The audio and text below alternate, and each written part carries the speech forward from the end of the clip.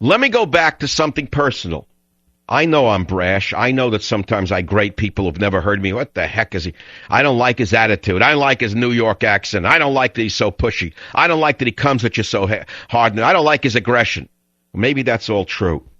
But I am a product of my time. I'm a product of my family. I'm a product of the fact that I'm an immigrant son. I'm a product of the fact that I had to rise up from nothing to something. I had to do it, not the government. In fact, the government stood in my way at every turn. The government did nothing for me. In fact, when my turn came to get what I was due because I worked for it, the government said white men need not apply. They said to me, the ACLU wrote a position paper for the then fascist left-wing government of Jimmy Carter, which said some men will have to put their lives on hold so that other men can succeed. Well, I'm one of those men who had to put his life on hold. But unlike others, I didn't fall by the wayside of a broken heart with my broken dreams. I didn't let them kill me. I fought, and I have this. I wrote best-selling books. I didn't rise to this position because the government gave it to me. The government gave me nothing. They stood in my way at every turn. All they did was take from me and block me at every turn. I am an immigrant son. And people don't like me, or they do like me. Many people don't like this pushy, New York, brash, aggressive, in-your-face kind of personality, whether it's on the radio or in person. They don't like it. Well, it's too bad. It doesn't matter to me whether you like it. This is who I am.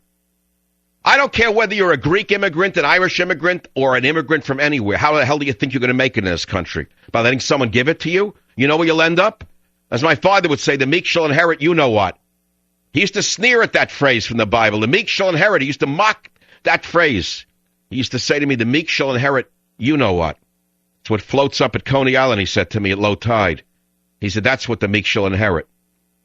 He was telling me, don't be meek because they'll step on you. They'll strip you bare and throw you on the third rail of the subway. And don't think it doesn't happen. So this is who I am. Some people can't take it. Some people love it. Why is it that I resonate with people from Texas?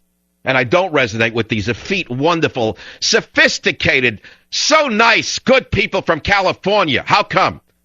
How come these nice people from San Francisco who kiss the behinds of drug dealers and criminals in the city of San Francisco, hiding them, protecting them from the federal authorities, these nice pieces of garbage, how come they don't like me? How come they try to throw me off the radio? How come they did throw me off the radio? How did they throw me off the radio? How did I get back on the radio?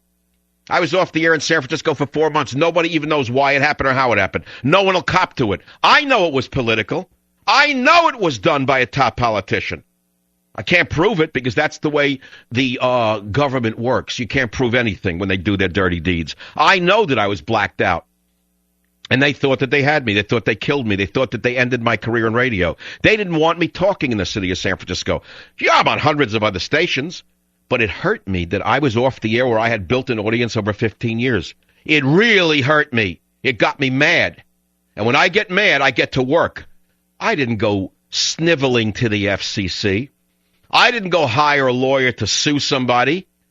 No, what I did was I found a third way. And now I'm on a powerhouse of a station in San Francisco. It's all sports, 860 on the dial, except Michael Savage, every afternoon or early evening. It's powerful. It's heard everywhere.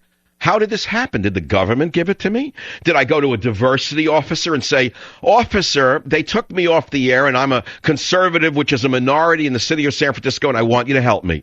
Did I go to the EEOC? Did I go to the ACLU? No, I fought them. And I beat the two giant, the colossi here in the city, who run all of the other talk stations. I beat the colossi. I outsmarted them. I outmaneuvered them, just as I've done all my life and just as I'll do till my last breath. I will fight with everything in me for my rights. No one's going to give me anything. And you must fight for it as well.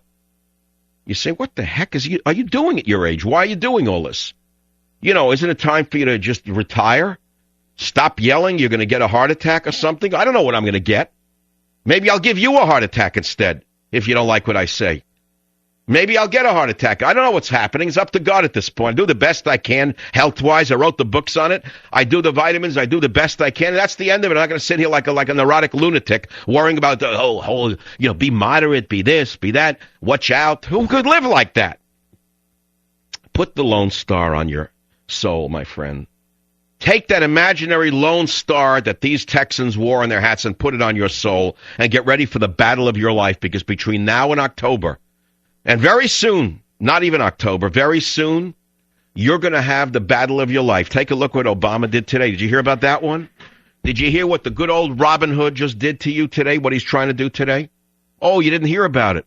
You didn't hear about his new health care plan, which you thought he was finished, when I was the only one in the media who said, look out for Robin Hood, because Marx Lenin is coming back? And did I warn you that Brown from Massachusetts would join with the Democrats? Who was the one who warned you? Michael Savage.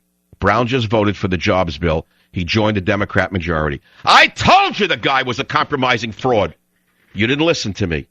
You all stood up and said, Brown, he's the new Obama. He's the right-wing Obama. Michael Savage, the only one. I am the eye in the sky. I see all. I am the eye in the sky of the great casino called America. I'll be back. Savage.